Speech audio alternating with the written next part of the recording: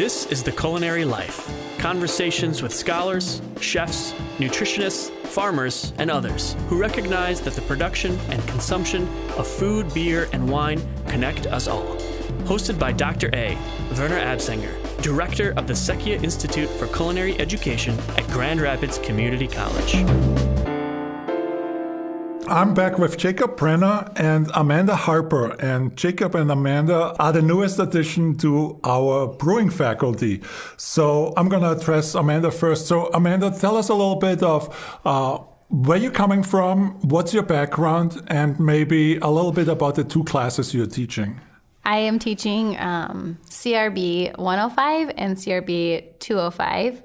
It's the Fieldwork class for the brewing class, as well as the service and management class for the brewers. I have worked at Sanchez for 16 years. I have done every aspect in that restaurant except for on the line. I've washed dishes, I've hosted, I've turned tables, ran food, managed. I've also done the catering part of it as well. I also have a bachelor's in education. So that comes in handy, right? Yeah. so I know how to deal with certain situations. The students are serving all the beers that they're making in the tap room, which is open on Thursday and Friday nights from 5:30 to 8:30. It's open to the public. And they're brewing all the beers on Tuesday and Wednesday. And then they sit in the kettles and things like that, but they serve them on the tap. So, which allows for a perfect transition to Jacob. So Jake, who is actually brewing the beer for the tap room. Can you tell us a little bit about where you're coming from and what your passion is about beer and the classes maybe you're teaching before we move on? Yeah, you can call me Jake, by the way. Okay, will do. My name is Jacob, but you can call me Jake. I'm currently teaching CRB 210 and CRB 101. 210 is our advanced brewing class. 101 is the introduction sensory evaluation class. As far as my background, I worked for Barfly Ventures for the past 9 years. So started at the original Hopcat right from the beginning of all of that. Started my professional brewing career there. Brewed there for a few years. Transitioned over to Grand Rapids Brewing Company and brewed over there for just over 4 years. This door opened up and I couldn't let it close. So I've always been interested in beer education, and this was a great opportunity for me to check that out. Excellent. And we are so glad to have you because I saw the beers listed on our menu board in the tap room. So Amanda or Jake, I'll leave it open to either one to answer the next question. So what styles of beers are we serving for the next 14 weeks or so? Well, I'll start with the next 7 weeks. Okay. How does that sound? Yeah, sounds good. For 4 weeks. Next week we'll see a new blonde ale. Mm-hmm. It was kind of a calibration beer for the 210 class because they've been gone for 5 weeks. And they needed something lighter on draft. After that, we're going to have an English Golden Ale, which is basically an English Pale Ale. Mm-hmm. Combination of American and English hops and fermented with English ale yeast. And nice. I think we're actually going to infuse that with some type of English tea. We haven't quite figured out which style yet. Oh, excellent. Yeah. I kind of like this experimentation with different ingredients in beers. Yeah. Right? So Amanda, on the way over here, you told us a pretty cool story about the clientele that comes in the tap room, right? So you were open for the first time last Thursday evening. And so the tap room, you said, was pretty full, but there was a pretty cool story about one group you had. You want to tell us about how they decided to come to the tap room and Pete's Pub? So they came over. They have a date night every Thursday, and they put a number 1 through whatever's in the Brusaders book into a jar, and they pull out a different number every week. And this week it happened to be our number. They didn't know it was our opening night. And they were blown away with the beers and the food, and even the people that came in. We also had a couple that came in. They were just in Grand Rapids from Montreal just for vacation, and they happened to see us in a magazine, and they were like, let's check it out. They didn't even know what they were getting into. Yeah. They didn't know that we had the students doing everything. So they were blown away with the equipment and the tour that they had by one of the students, as well as the beer and the food too. Yeah. So you mentioned the Brusader. Can you explain to the listeners a little bit what the Brusader is? So the Brusader is a catalog that Experience Grand Rapids came up with, and it lists breweries in our area that you can go in and get a stamp. And I think that it's every 10 that you get every 10 stamps that you get, you can get a T-shirt, I believe. Yeah, you get some type of swag from a brewery. Yeah. Oh, nice. And they once you turn it in completed to Experience Grand Rapids, you also get like a special award thing that you have completed the whole book. Yeah. So nice. So let's talk a little bit about the beers people actually sampled and the feedback you got. So you said that a couple really enjoyed the beers. Can you tell us a little more about what beers they tried and what they found fascinating about the beer? I've been really instilling pairings into my students and trying a little bit at a time. Being that I'm from Sanchez and tapas and everything is small and you share everything, I kind of have been instilling that into my students. So I really am pushing them to interest the people into getting flights. So they're trying, we had 8 beers on draft. They each got 1 flight, so they got 1 of everything. And then they got the food and they were like, okay, and my students were saying, take a sip of the beer, think about it, take a bite of the food, and then take another drink of the beer. And they did it for each beer. And so they were trying to match up which one they thought was the best one as well. So they ended up really liking the brown ale. They said it was really mellow and just really smooth. The sour, we didn't have any simple syrups to put in it. So they were like, didn't go great with the pretzel, but it wasn't terrible, so it was just fun to listen to their reaction because they tried them all. Yeah. So and can like you a impromptu food pairing, basically. Yeah. No, that's fun. So excellent. So can you tell me a little bit about what the most favorite food was for people to buy the first or second night? And was it pretzel or was it something else off our menu they paired with the beers? The highest sales were the pretzel and the beer cheese. Yeah. The veal, though, blew people away. They couldn't believe it, how great it was. So tell us about the veal. What's the name of the veal? So veal Pajorski is the name of the dish. Chef Dunn said that it's a very traditional dish, and then it's a veal patty, and it's got a cream mushroom sauce on it. Nice. And but because I've instilled in my students to share, we were bringing out extra plates, so they were sharing everything that they were getting. Nice.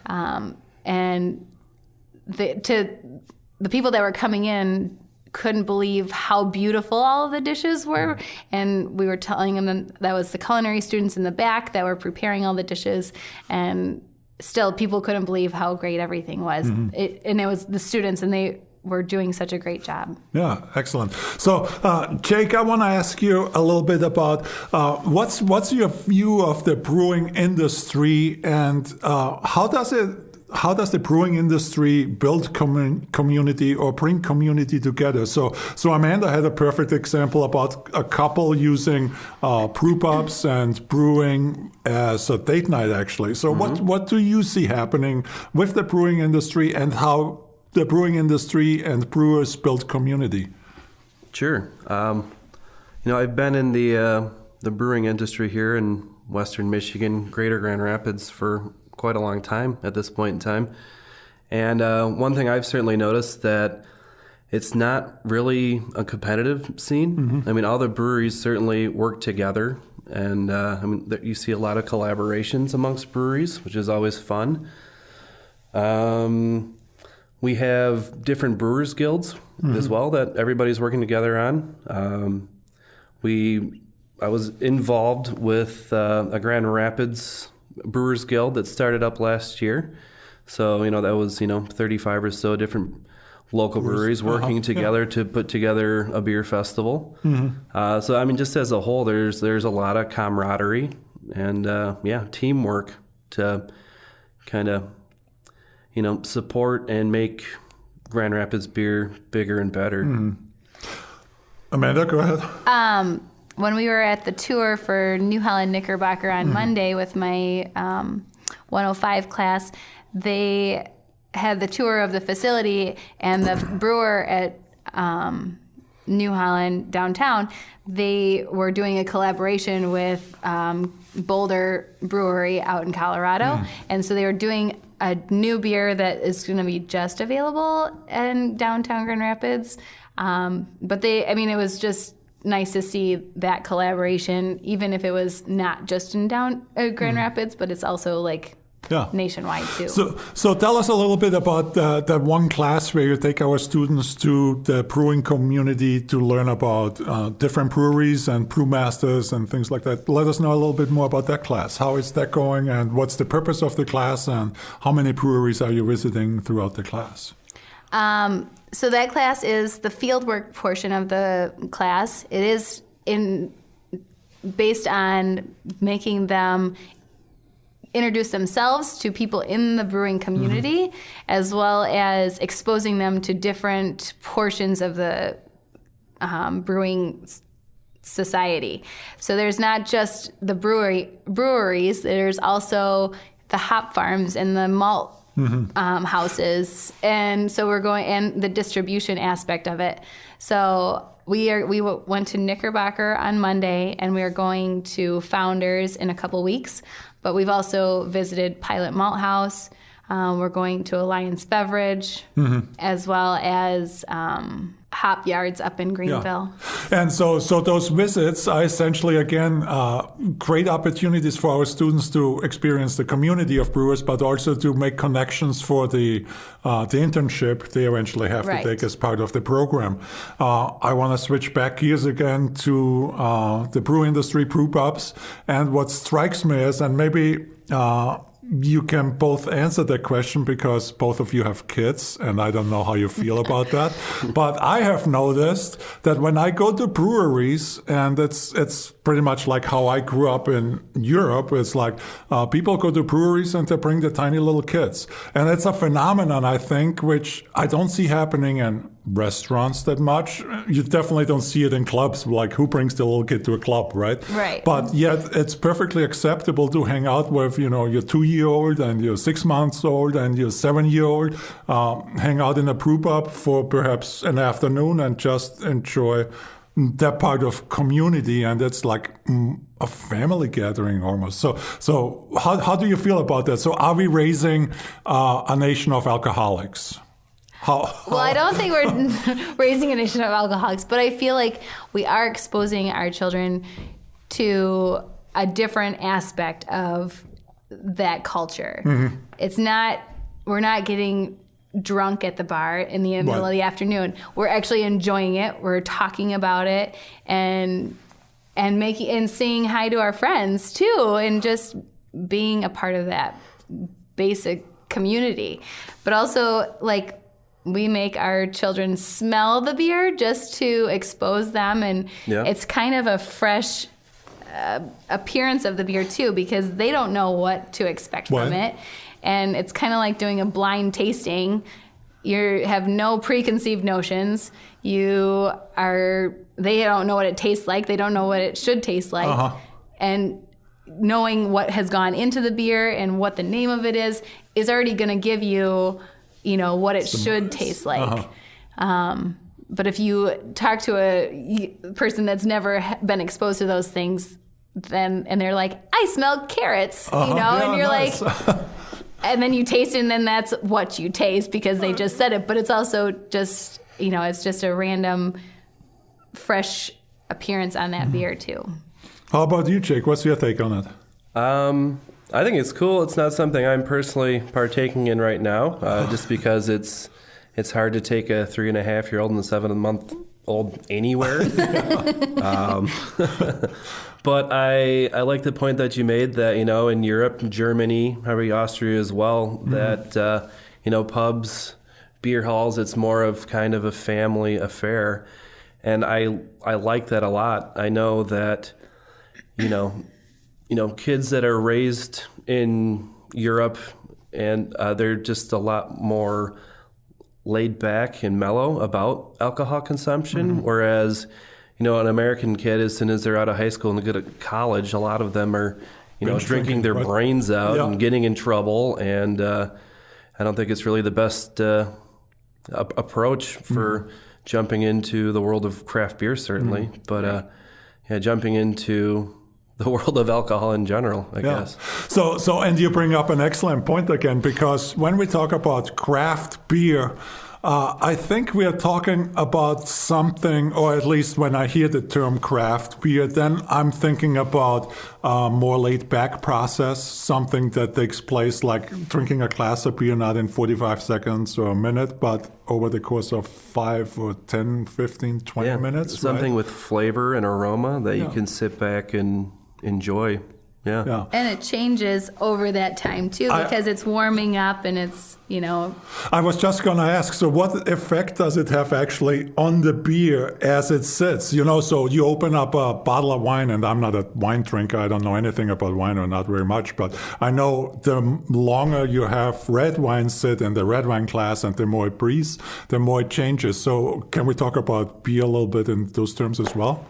Pretty much. I mean, lagers, pilsners, especially macro domestic ones, those are the beers that, are designed to be served very cold and not necessarily drank rapidly, but you kind of want to drink them rapidly before they warm up, because then you can actually taste what they taste like. Or what the brewer intended to taste them like, right? Yeah, exactly. But craft beer has so much more complexity. And these complexities come out more, aromas and flavors, the more the beer warms up. So you bring up an interesting point, and maybe both of you can speak to that, is so when we talk wine, we talk about the complexity of wine and the body of wine and the terroir of wine and all those things. So what makes craft beer, you think, more complex than your general big brand type of beer? Why do you think it's more complex? Obviously, the ingredients are different, right? Yeah, I would say you are using far better ingredients, a lot more flavorful ingredients. They impart more body, more aroma. More of everything, really. And I'm just going to go ahead and say that I think beer is more complex than wine to some degree. Brewers, they have access to so many different ingredients and can use these ingredients in so many different combinations. They're to create, hundreds of thousands of different flavors and aromas, really, as opposed to the winemaker, who is basically at the mercy of the climate and that season to be able to produce their product. So brewers always have, especially craft brewers, I think, an advantage on wine and macro domestic beer producers, because we can create so many different flavors and aromas. Yeah. So what I'm looking forward to is this past fall we had an event where we compared coffee, beer, and wine and had a tasting. So I'm looking forward to, hopefully we're going to be able to do something like that in the fall again. That will be interesting. But so what is your experience about thus far about the program and the students who will graduate from the program, and how will they contribute, you think, one, to the craft brew industry and to community building? What do you see in our students? Like, what strengths do you see in our students, how they will go out there and, one, help brew awesome beer, but also brew community, or make community, contribute to community? Well, I have several students in the 105 class that they're retired and they're just doing it for fun because they want to be a part of the community and they don't really know where to start. I mean, they're because of their age, and they're like, I would be happy just emptying out the spent grain, just doing something just to be a part of it. And I think that this will help them just be maybe put to the top of the list. And as far as the stack of resumes, Right. Just because they have this certificate, and then our program specifically, because they've served it, it gives them another advantage as well. Because if they want to just experiment and do something fun, this is where they can start that process. Awesome. Jake, you want to chime in on that? Or? Sure. I have certainly, I guess basically self-taught myself to some degree. A lot of the stuff that these students are learning, and I guess to scale in kind of a short amount of time. But the fact that it's completely their focus, I think at least when they get out into the community will be a huge advantage. It's a very focused program. And if there was a program like this when I was a student, I have a bachelor's in science and geology. Right, yeah. If there was a craft beer program available to me 10 years ago, I certainly would have went after that. Yeah. But, thus from what I've seen from my students, they work really well together as a team. And their skills and knowledge thus far are really quite advanced. Excellent. And, like I said, I was kind of self-taught. It took me a lot longer to absorb and be able to perform like these students are performing already. Yeah. And I think, the product at the pub is evidence of what these students are already capable of. So I think, once they do get out into the community, they're going to do really awesome things. Nice. And this program is so well-rounded as well. I mean, it's not just going to be, we're not just sending brewers out in the community. Right. We're sending potential cicerones to work at brew pubs. We're sending people to go work for distributors. It's very well-rounded. Yeah. And So you brought up two interesting things. I want to touch upon that before we wrap today's podcast up. But there's two things. You brought up your degree in geology, and I want to hear a little bit how it works into brewing, right? But I also want to hear a little bit more, and you both can speak to it, about the Cicerone level of education students will have to sit for the Cicerone exam, right? And explain to listeners a little bit what can a student do with a Cicerone certification? We in the 205 class, one of the rotations that my students have to do is the Cicerone part of it. They have to go out into the Heritage restaurant and be the Cicerone. So they're asking the guest, what did you order this evening? May I make a recommendation of a beer that would be amazing with this? Then once they know what they've ordered, they have to give them a couple options and just describe the beer and what it's going to do to the food, whether it's going to contrast it and bring out different flavors, or if it's going to complement and fill in the blanks. Yeah. We talked about the restaurant in Chicago that's all they do. They have, I think, 75 beers, and they tell you, okay, this is what you're going to get when you order this dish. They basically just do pairings all night long. Yeah. And I think that's the really cool thing about that, again, distinguishes the craft brewing industry from the brewing industry, because it goes in such a level of detail where you have really educated and passionate people really trying to explain to you or trying to get you to a perfect dining experience, right? Right. Jake? As far as geology goes and how that relates to beer, I think... Granted, a bachelor's in science is not a huge degree for geology, so I think the thing that most impacts beer, and thus far my brewing education experience has been water chemistry. Nice. And so knowing what, basically what minerals, what the pH is of your local water source, and knowing how to manipulate that with different salts to kind of idealize your water for different types of beers. Yeah. So that's a totally different podcast, so we're going to have to touch on that because water is incredibly important to the brewing process, right? Yeah, certainly. Excellent. So where do you see craft brew industry going? If you 5 years from now, 10 years from now, do we see the first breweries closing? Or where do you see the craft brewing industry trend going? And maybe let's leave it with that. I personally think we may see a level of saturation, but I don't see it yet. But we still have breweries opening in Grand Rapids all over the place. Yeah. And for the most part, breweries are still quite busy as a whole. Yeah. Well, and I feel like it's starting to become a neighborhood thing. It's turning into instead of going to the neighborhood bar, you're going to the neighborhood brewery. And that's how it's going to be able to sustain this level of saturation, is because it's going to be the one that's closest to you. You're just going to become the regular there.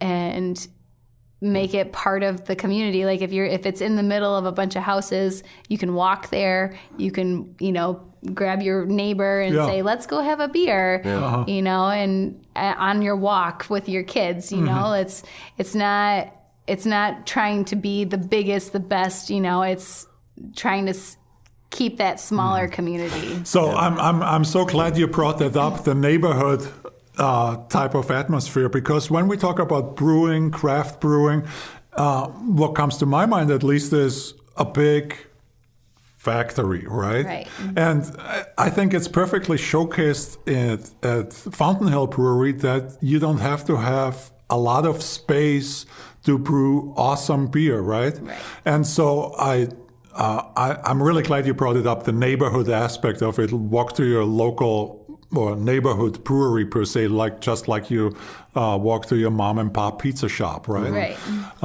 Yeah, I think well-placed brew pubs is really, kind of the future of craft beer, at least growth in Western Michigan and Michigan in general right now.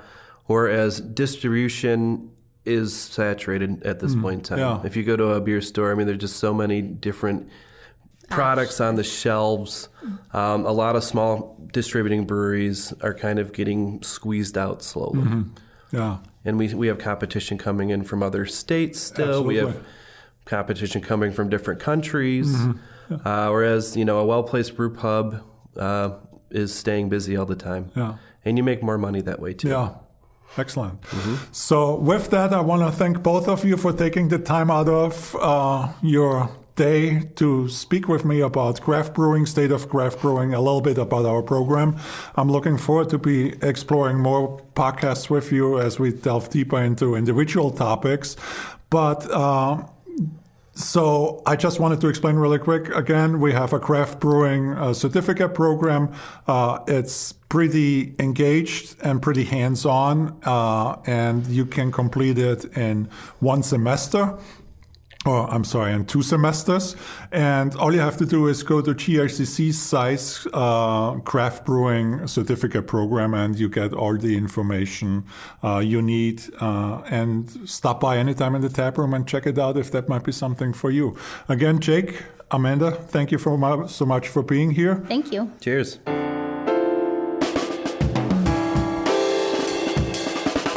This has been The Culinary Life, hosted by Dr. A. Werner Absanger, Director of the Sekia Institute for Culinary Education at Grand Rapids Community College. Produced by GRCC Media Technologies. Get to know us better at grcc.edu/SICE.